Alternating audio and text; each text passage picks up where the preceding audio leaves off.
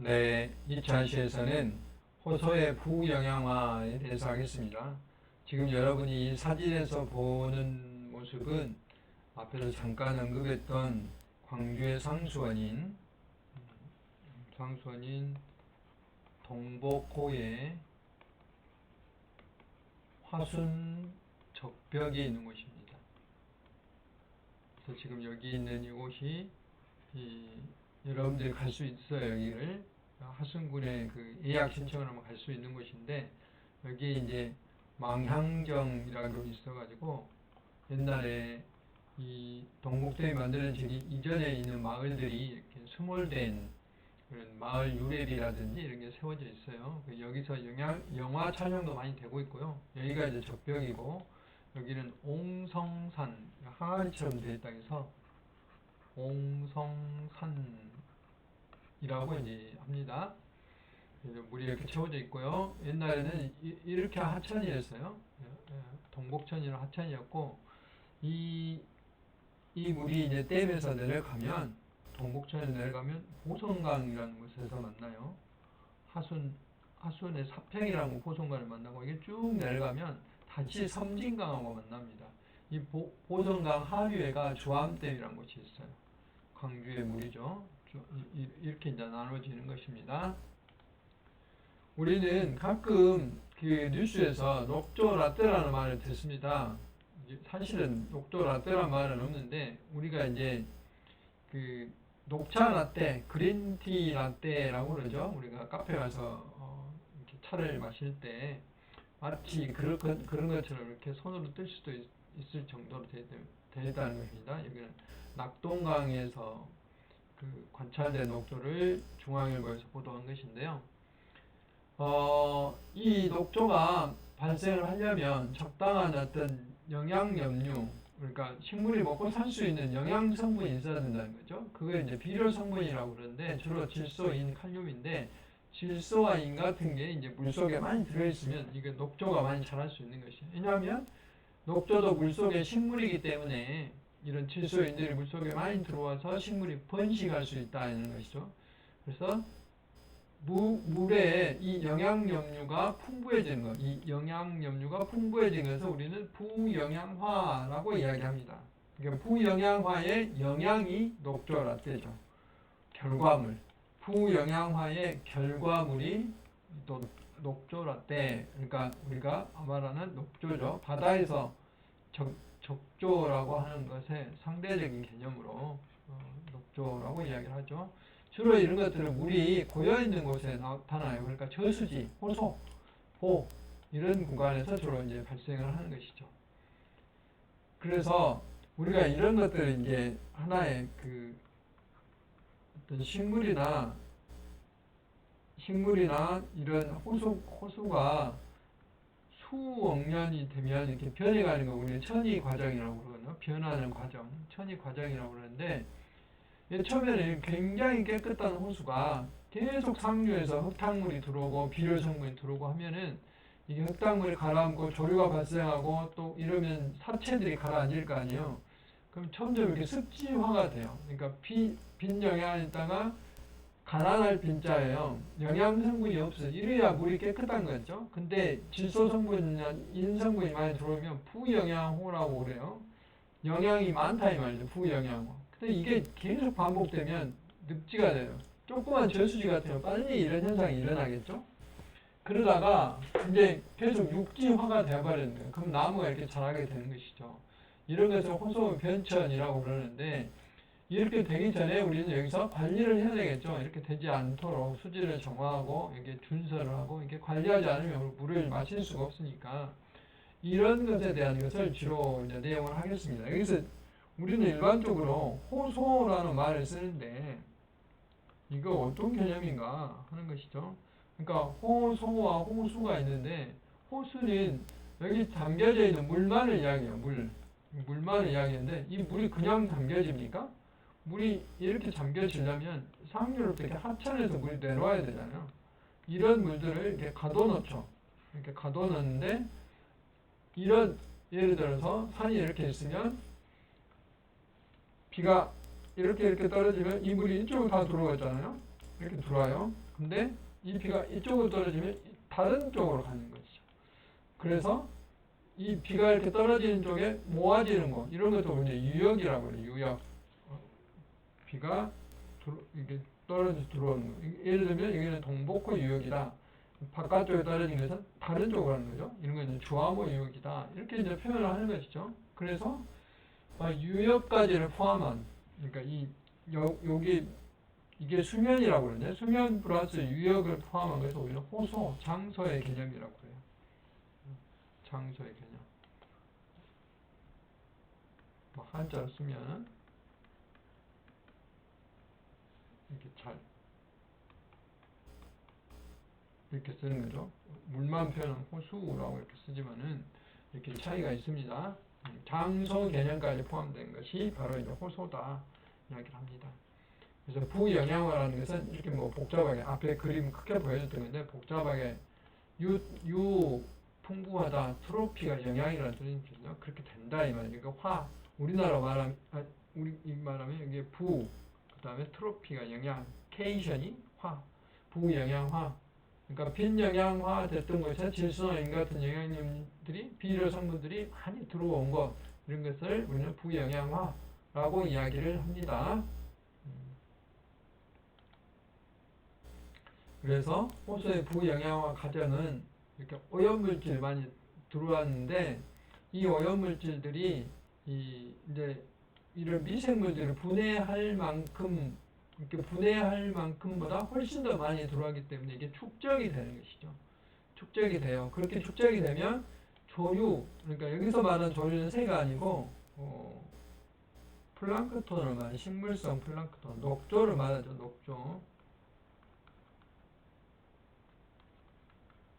녹조 같은 게 이제 많이 들어와서 이렇게 이제 물이 변해버리는 것이죠. 그러면 제일 문제가 이제 여기서 냄새나 맛 같은 게 문제가 생겨서 수돗물에서 곰팡이 냄새가 난다든지 이런 문제가 발생하거든요. 그래서 이것이 이제 나중에 오랜 수억 년이 늪지화가 된다는 그런 과정을 우리는 호수의 부영양화 과정이다라고 이야기를 합니다.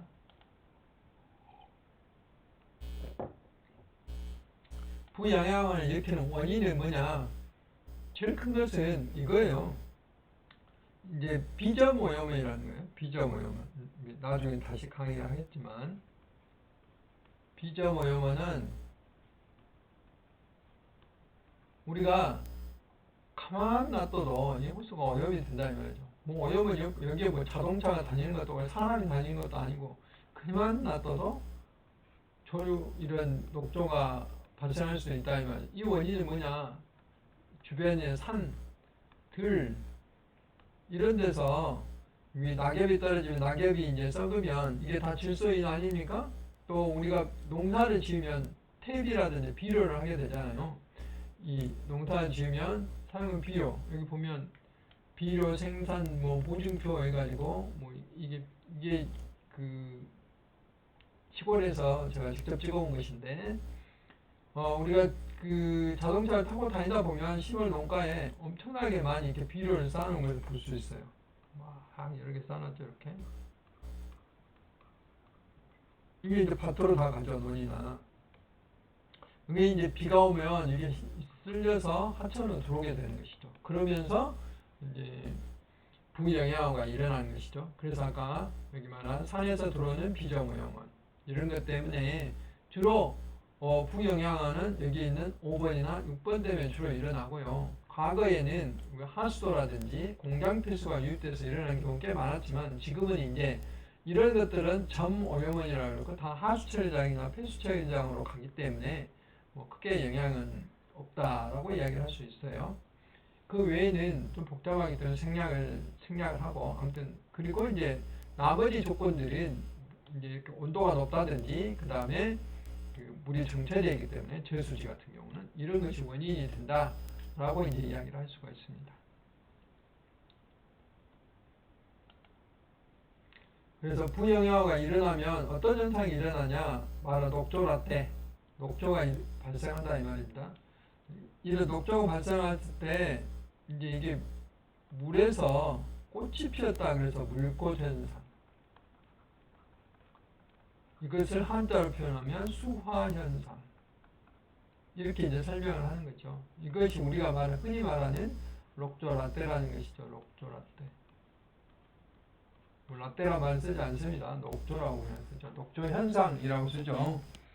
그래서 초류와 번식해 가지고 유구민이 굉장히 많이 늘어나는 것이죠. 이게 이제 약간 죽으면 녹색이 이렇게 뭐 갈색으로 변해다가 더 하면은 이제 남색으로 변하게 되는 것이죠.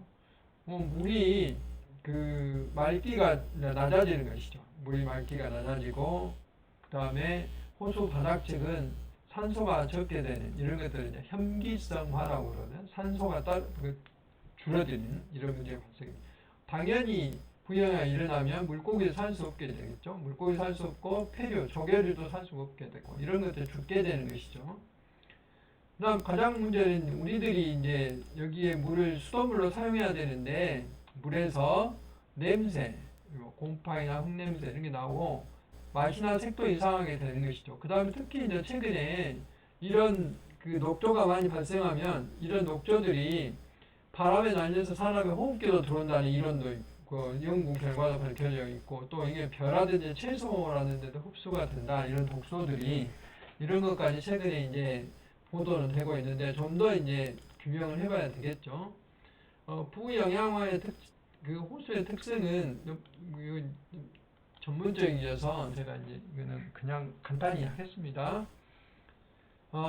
제일 중요한 것은 물이 얼마나 막냐나 투명도가 부영양전 그 깊이야 물 그 위에 배를 타고 물을 내리다 보면 물이 막지 않다는 것이죠. 그 다음 빈영양호는 바닥까지 보인다 이 말이죠. 이제 이런 차이가 있어요. 그렇기 때문에 그 DO가 용존산소라는 건데요. 물에 녹아있는 산소, 이 산소도 굉장히 적고 그 다음에 여기는 산소가 많고 이런 차이입니다. 근데 차이가 있어요. 여기는 좀 어려운 말이지만 이렇게 부영양호는 이쪽은 산소가 많은데 밑에 산소가 없다 이 말이죠. 왜냐하면 여기는 그 플랑크톤들이 많이 살기 때문에 광합성을 하잖아요. 그러니까 산소가 많아요. 근데 밑으로 내려가면 산소가 거의 없어요. 그러니까 밑에 물들이 섞게 되는 것이죠. 이런 현상들이 일어날 수도 있다 하는 것입니다. 바로 부영양화의 결과인 녹조라떼 이것이 왜 문제인가? 바로 이 두 가지죠. 생태계 균형이 파괴되는 것이고 용수 물을 사용하는데 불편을 하는 것이죠. 용수라는 게 뭡니까? 물을 이용하는 우리가 이용하는 물이죠. 용수 그러면 뭐 수돗물을 우리는 뭐라고 그러죠? 생활용수라고 그러잖아요. 우리가 생활하는데 사용하는 생활용수. 그다음 또 뭐가 있어요? 공업용수가 있잖아요. 산업에 사는 거 공업용수. 이렇게. 그다음 식용수도 있고 생활용수가 식용수는 생활용수에 포함이 되죠. 이렇게 나눌 수가 있고요. 이렇게 많이 그 녹조가 발생할 수도 있다 하는 것입니다. 녹조를 발생시키는 그 원인이 이제 플랑크톤이 조류죠. 조류 한자가 틀리죠 이렇게. LG라고 돼요. LG. 그래서 물속에 광합성하는 식물성 플랑크톤을 조류라고 그러는데 이게 둥둥 떠다니죠 이렇게. 햇빛에 따라서 햇빛이 있는 아침이나 오전에는 이렇게 물 수면으로 올라와요. 근데 햇빛이 너무 강하면 약간 수면으로 내려가요. 밤에는 이제 수면 아래가 있죠. 그러다 다시 또 이렇게 올라오고 이런 과정을 거치죠. 그래서 근데 이제 이게 물속에 그렇다고 해서 완전히 없앨 수 있냐? 없앨 수가 없죠. 우리가 뭐 코로나 바이러스 완전히 없앨 수 없는 것처럼. 근데 물에서는 이게 1차 생산자예요. 왜냐하면 광합성을 해서 포도당을 만들기 때문에 생산자이기도 하고 광합성을 하니까 뭘 나와요? 산소가 나오죠. 산소가 나오고 또 동물 플랑크톤의 먹이가 되는 것이죠. 그래서 육상의 식물과 같은 역할을 수행하는 것이죠. 그러니까 조류는 반드시 있어야 되죠. 물속에 반드시 있어야 돼요. 그렇지만은 너무 많이 발생한다. 아까처럼 부영양화가 됐을 때는 이제 문제가 되는 것이죠. 그래서 여기 보면 우리 물속의 생태계는 조류가 1차 생산자고 동물 플랑크톤은 뭡니까? 풀을 먹히게 뭐예요? 1차 소비자죠. 그 다음에 동물 플랑크톤 작은 물고기는 2차 소비자. 큰 물고기나 수달, 사람은 고차 소비자, 3차 소비자라고 이제 이야기를 할 수 있는 것이죠. 그래서 그 가장 아래에서 생산자 역할을 하는 게 바로 조류다라고 이제 이야기를 할 수 있습니다. 종류별로 보면 이 녹조를 일으키는 원인이 되는 것을 이게 남조류라고 해요. 남조류. 생태의 1차 시, 2차 시 때 남조류에 대해서 몇 번 이야기를 했어요. 지구에 산소를 불어넣었던 아주 원시적인 남조 세균이기도 하다. 이것은 미생물 쪽으로 남조 세균, 남세균이라고도 해요. 남세균. 왜 그러냐? 질소로 고정하기 때문에 그렇다. 근데 광합성도 하기 때문에 식물이기도 하다. 두 가지를 동시합니다. 어떤 생물이 질소로 고정한다는 것이 유리한 것이 없어요. 그 생애를 살아나가는데 질소가 단백질이나 모든 호르몬이나 효소 같은 걸 만드는데 주 재료라고 그랬죠. 이런 것들을 모든 생물들 다 이게 직접 만들지 못하는 게 우리 단백질 먹어야 되죠. 근데 이 생물들은 직접 자기들이 고정할 수 있기 때문에 얼마나 유리하겠어요? 그래서 아주 오랫동안 살아있는 것이죠. 개구리 알처럼 생긴 이런 것을 우리는 마이크로시스티스라고 그러고, 그 다음에 마치 목걸이 염주알처럼 생겼죠. 이런 것들 아나베나라고 그러고요. 이게 머리카락처럼 생긴 게 있어요. 오실라토리아라고 그러는데 이런 종류들이 있다 하는 것인데, 주로 그 녹조가 발생하면, 여기 녹조가 이런 식으로 발생하면 이런 것들이 지금 색깔로 보이지만 이것을 현미경으로 관찰하면 수억 개의 이 하나하나가 세포거든요. 이 점 하나하나가 세포인데 이런 세포들을 모여서 색깔을 저렇게 띠는 것이죠. 그래서 녹조 현상을 일으키는 대표적인 조류가 남조류다라고 이야기를 합니다.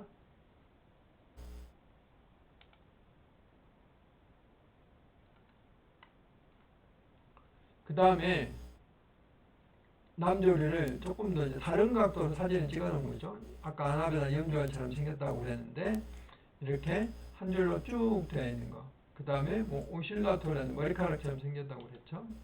그 다음에 아까 마이크로시스티스는 뭐처럼 생기다 해도 개구리알처럼 보인다. 이게 다 현미경으로 사진 찍은 거예요. 아파니조메논이라는 것도 있어요. 이거는 사상처럼 그 실타래처럼 생겼죠. 이런 것들이 다 현미경으로 사진 찍었을 때 보이는데, 보세요. 지금 여기 안에 있는 요것만 세더라도 몇 개겠어요. 참 하나하나가 다 긴데 요것만 다 수백 개가 넘죠. 만 개도 넘겠네요. 이렇게 되면 그 어떤 조류에 대한 어떤 주의보가 내리게 되는 거예요. 조류주의보라는 게 내리게 됩니다. 물에서는 우리가 미세먼지 주의보, 황사주의보, 꽃가루주의보를 내리듯이 이런 녹조주의보가 내려요. 이것들의 세포를 세가지고 남조류의 세포수를 세가지고, 그래서 그게 뭐 상송 같은 경우는 그 10,000개가 넘게 되면, 이 숫자가 10,000개가 되면 조류주의보, 그다음 더 뭐 넘게 되면 조류경보, 뭐 100만 개가 넘으면 조류대발생, 뭐 이런 식으로 하거든요. 그래가지고 좀 본격적으로 관리하도록 그렇게 하는 것이죠. 그 다음 조류 중에는 규조류라는 게 있어요. 여기 보면 뭐 참빛처럼 생긴 게 있죠. 이렇게 참빛처럼 생겼잖아요. 또 뭐 이렇게 그 아우라코세라는, 이거는 프라질라리아라는 것이고, 이렇게 마치 뭐라 할까, 그 대나무처럼 생긴 뭐 이런 것도 있고요. 이건 별처럼 생겼죠. 그래서 에스토로데일라라고 해요. 별처럼 생긴다고. 그 다음에 이거는 바늘처럼 생겼잖아요. 우리 시네드라 표현하는데, 이런 것들은 그 성분, 여기 보면 투명하게 보이잖아요. 이렇게 투명하게 보이죠. 이게 규산 성분, 규사가 뭡니까? 유리 만든 모래, 규산 성분으로 되어 있어서 물고기가 이걸 먹어도 이게 분해가 잘 안 돼요. 이것들이 분해가 안 돼요. 물고기가 먹어도. 그래서 옛날에 보면 바닷가에 뭐 그 화석총, 뭐 이런 규사로 만들어진 화석이 만들어지기도 하고, 이런 것 때문에 또 이제 사람이 죽었을 때 이 플랑크톤 가지고 그 범죄의 여부를 법의학이라고 그러죠. 법의학에서 이걸 이용해요. 그러니까 사람이 죽었을 때 그 이제 물에 빠져 죽었는가 보려면 물 속에 그 윗속에 이제 오래전에 빠져 죽었다 그러면 이런 규조류들이 들어있고요. 그다음 녹조류도 들어있는데 녹조류는 조금 이제 분해가 좀 델락한 말로 이렇게 나오는 것이죠. 그런데 윗속에 이런 플랑크톤이 하나도 없고 입속에만 있고 우리 윗속에 플랑크톤이 하나도 없다. 이 사람은 바깥에서 죽어서 물에 빠뜨린 것이죠. 뭐 이런 것들을 가지고 법의학에서 이렇게 평가를 하는 것이죠. 제가 이제 과거에 그 법의학 교수님들하고 또 교수님들이 플랑크톤 잘 모르기 때문에 이 플랑크톤 가지고 연구를 해본 적이 있었는데 이제 그렇게 사인 죽은 어떻게 죽었는지 원인을 규명하는데도 이런 플랑크톤을 이용을 한다 하는 것입니다. 네, 녹조류가 있습니다. 녹조류는 뭐 이런 말 쓰기는 그렇지만 착한 조류라고 할 수 있어요. 착한 조류. 뭐 심하게 냄새를 낸다든지 또는 뭐 어떤 특별한 독소를 낸다든지 이런 것이 별로 없어요. 그렇기 때문에 녹조는 일종의 착한 조류라고 할 수가 있어요. 유돌이라는 것도 있고 스타우라스트럼이라는 것도 있고 제가 뭐 이렇게 다 요것보다 생태학시간 이야기했죠. 이게 속명이에요. 속명, 학명이라고 그러죠. 근데 이런 조류는 너무 숫자가 많기 때문에 우리나라 국명이 없어요. 우리나라 말이 없어요. 그래서 이 라틴어인 학명을 그대로 쓰는 거예요. 이게. 그래서 유돌이나 스타우라스트럼 이렇게 표시합니다. 그 다음 편모라는 게 뭡니까? 이제 이렇게 하나 달린 건 우리는 편모, 두 개 달린 것은 와편모 이렇게 말하는 것이죠. 그런데 여기 보면 페리디늄이라는 게 있어요. 페리디늄이 이렇게 생겼는데요. 실제로 이렇게 약간 이렇게 뭐 육각형 모양 뭐 이렇게 돼 있어요. 근데 여기 지금 보이진 않지만 이렇게 털들이 두 개 달려 있어요. 이걸로 이제 헤엄을 치는 것이죠. 그런데 이것은 그 바다에서 적조가 일어나듯이 이 민물에서도 담수 적조를 일으켜요, 얘들이.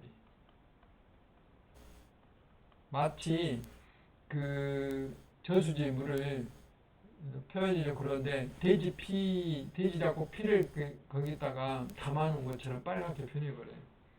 이 조류 때문에 그 대량 발생한 비린내도 나게 하고 뭐 그러니까 현미경으로 봐야 되는 이 조류 뭐 이게 몇 개가 모이게 되면은 이렇게 물을 색깔도 변하게 하고 독소도 내게 하고 냄새도 내게 하고 이렇기 때문에 우리가 호수의 부영향화에 대해서는 각별히 관심을 가져야 된다. 그러려면 모니터링이라는 걸 끊임없이 해야 돼요. 계속 조사를 해서 이게 언제 발생하는지 이런 것을 자세히 봐봐야 된다 이 말이죠.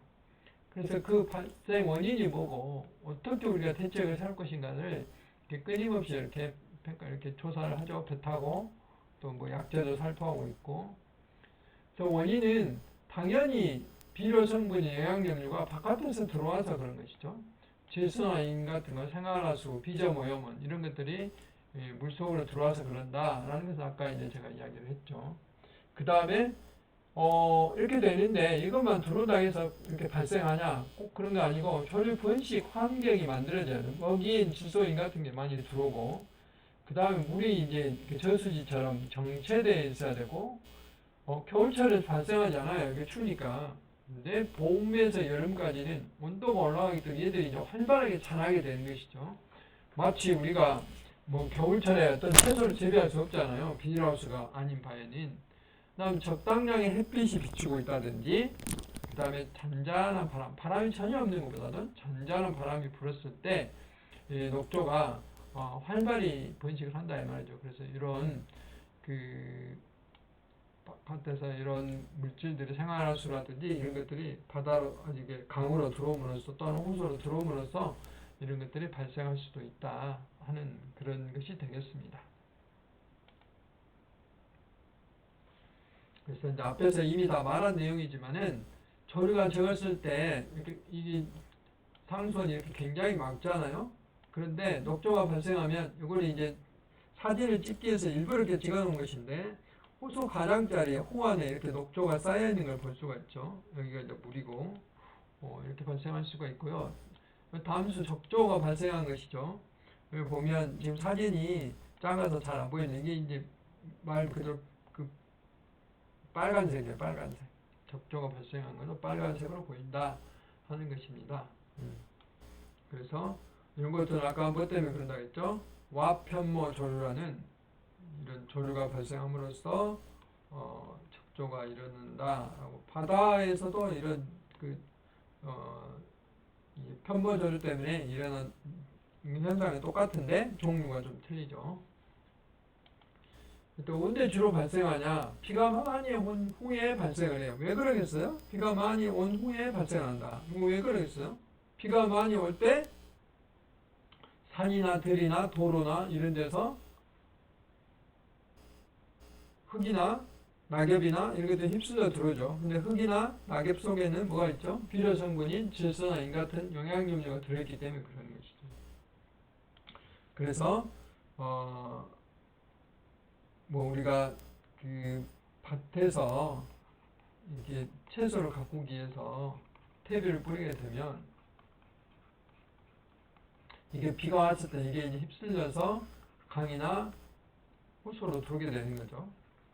그럼 이렇게 들어오게 되면 이게 영양물질로 작용하는 거죠. 질소나 인 같은 비료 성분이 되는 거죠. 이게 많아지면 뭐가 된다 했어요? 부영양화가 일어난다고 그랬죠. 그래서 이제 녹조가 일어납니다. 녹조가.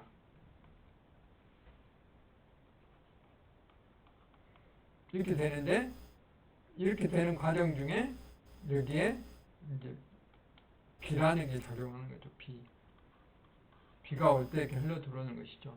그때 보면은 여기에 이게 이제 초수량이잖아요. 물이 얼마나 채워져 있는가. 그러니까 초수량이 갑자기 올라갔다는 것은 비가 이렇게 왔다는 이야기죠.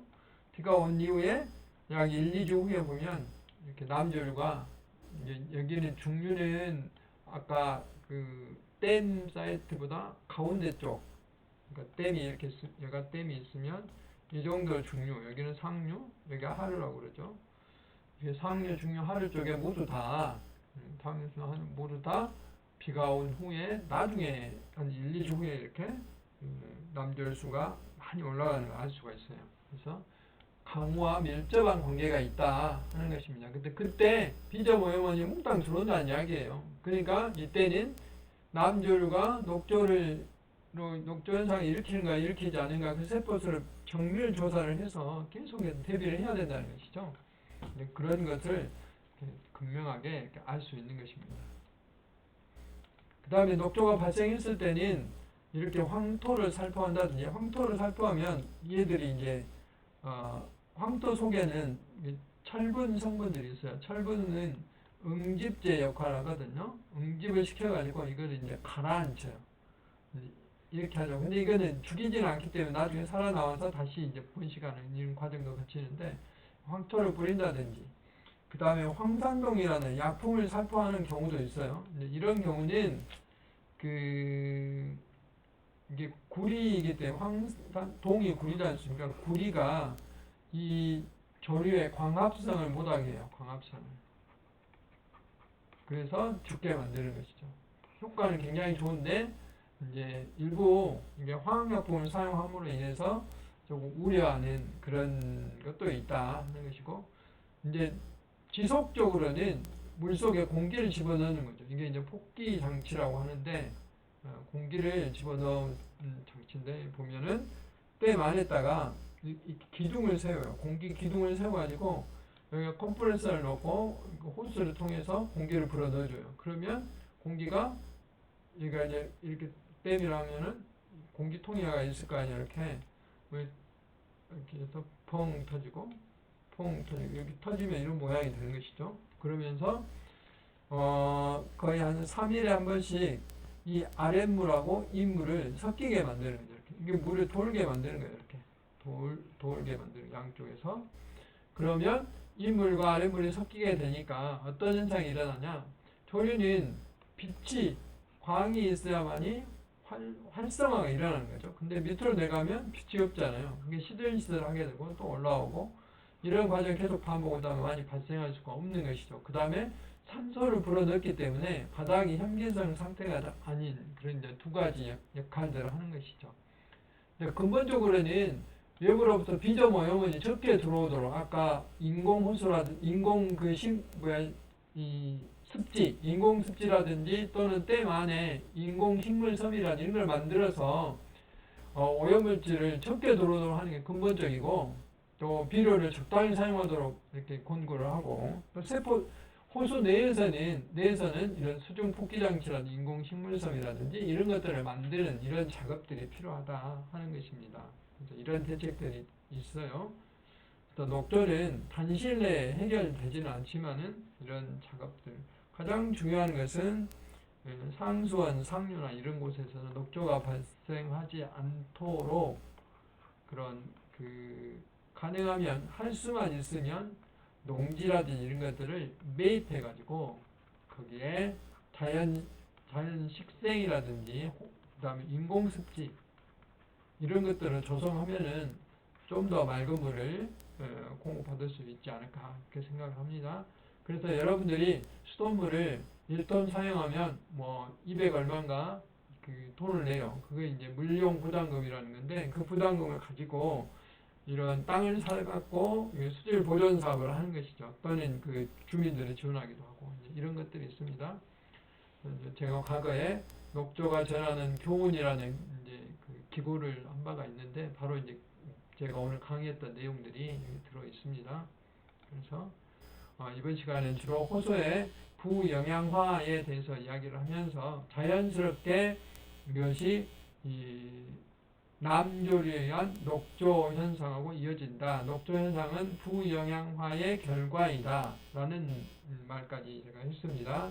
그러면서 그 녹조가 일어나게 되면 이제 생태계가 파괴되고 물고기가 죽게 되고 물이 썩게 되고 이런 또 독소가 나오고 만약에 이게 수돗물로 들어오게 되면 물에서 냄새가 나고 그러므로써 수돗물 처리 비용이 굉장히 많이 늘어나고 이제 이런 경제적인 피해까지 일어날 수 있다라는 말씀을 드렸습니다.